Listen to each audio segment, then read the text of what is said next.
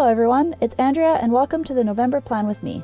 So I actually don't have enough pages left in my journal to finish off the last 2 months, and instead of starting a new journal just for 1 month, I decided to add some pages to my book. I'm going to be using my tester book to cut out a few pages. Using a sharp Exacto knife, cut as close to the spine as you can.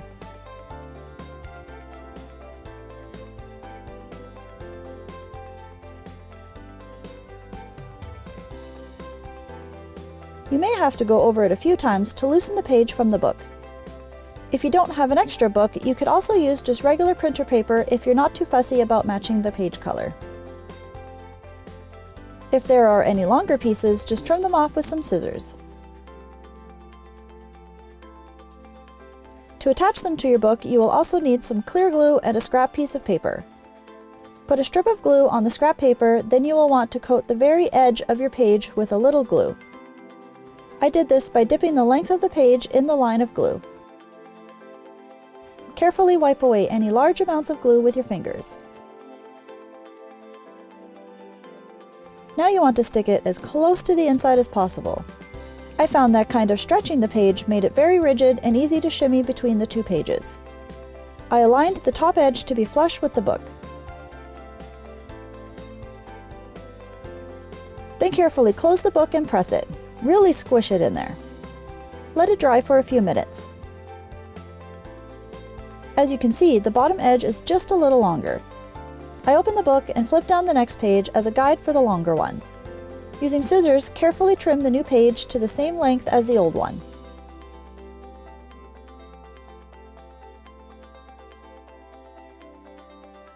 Now the page should blend in with the others. I repeated these steps, adding pages between every real page of the book. The numbers will be off, but I'm alright with that. Now on to the setup.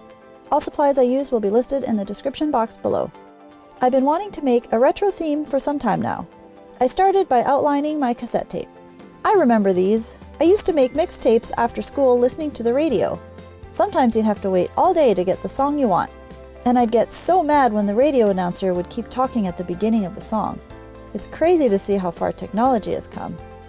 I said last month I was going to try and make some stickers for this month. I thought for sure that it would make setup faster, which it did, but creating the stickers took a little bit of time. I had to make sure that my printer printed everything the correct size for my book. After some trial and error, I think I got it right. I ended up printing them on these large page labels. All you have to do is cut out your design and you're ready to use them.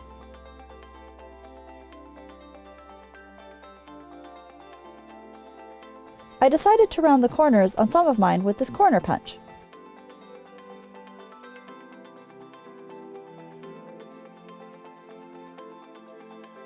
Then just peel off the backing and stick them down.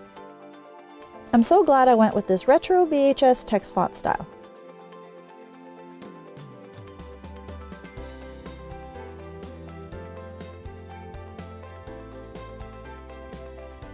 For my calendar page, I went with this funky, bubbly font.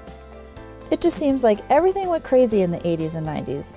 These decades were definitely filled with lots of colors. I decided to color in the letters in stripes of colors that resembles an old label from a VHS tape. Also something I used to do, record TV shows. Then later when you watch them, you'd have to fast forward the commercials. I made a mistake with my R at the bottom by coloring in the wrong section. I ended up cutting out a small circle out of some leftover sticker paper and placed the circle inside the R. I cut out all my floppy disks for the days of the month and started to stick them down. I had all this marked out beforehand, so I knew where to stick each one. I really loved getting a sense of straightness back in my book, and I've been true to my word, I have not used a ruler in this book. At the beginning, it was really hard not having the straight lines, but now I kind of like the look of the not so straight lines. Wouldn't have imagined that at the beginning of the year.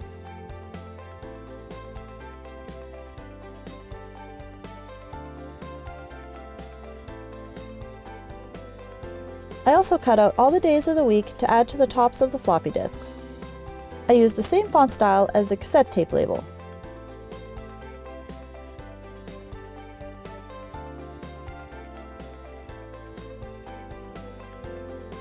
For my mood tracker, I went back to a toy I had as a kid. It was a water-filled ring toss game, one of my first handheld games. The concept was real simple. Push the button that would pump the water up along one side and make the rings inside float up, then you had to tilt it to get the rings all on the hooks. I guess it was kind of like a really simple pinball game. So all the rings became the days of the month. Here's what last month's mood tracker looked like all filled in. Then I colored in the game and added my mood legend on the side. I made it like a scale this time. I'm still trying to change things to see if I like one thing better than the other. Last thing to do was to add the game label. For the habit tracker, I condensed it down to just 5 habits. Then I drew out 5 circles. I decided to make them disco balls, and all the mirror squares will be the days of the month. I also added my exercise tracker legend at the bottom.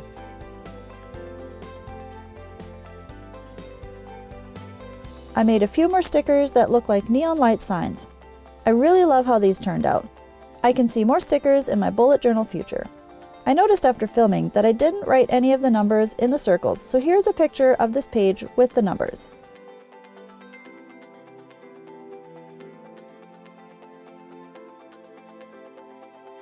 For my Polaroid Memories page, I outlined the same bubbly font as from my calendar page. I also colored them in with the same stripes. This page will hold 4 of the small-sized Polaroids. I attached my neon sign title for the brain dump page and outlined the lava lamp at the bottom. Did you ever have a lava lamp?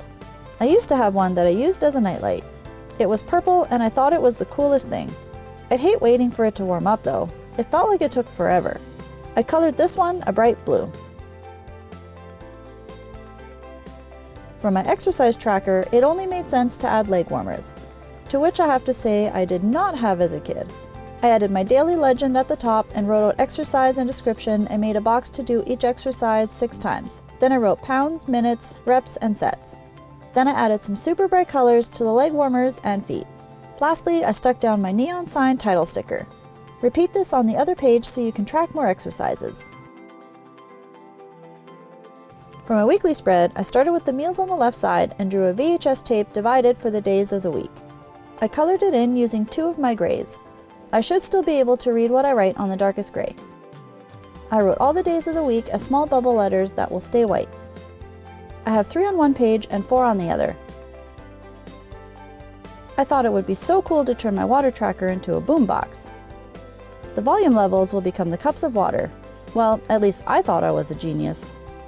I even gave it an antenna, because I always had to mess with that antenna to get the least amount of static. My sleep tracker went beside that, and I wanted to color in the title to look like the no signal sign. You know, the one with the colored stripes? Yeah, that one! I colored in the imaginary stripe for each day of the week with the same colors as in the bubbly letters from before. I did this with all of the stripes, then sectioned the second page and started coloring everything in. This month is definitely going to be fun. Then I stuck down my neon light title sticker. I really hope you've enjoyed this month's retro theme, and I hope I may have inspired some of you to create your own themes for your bullet journal.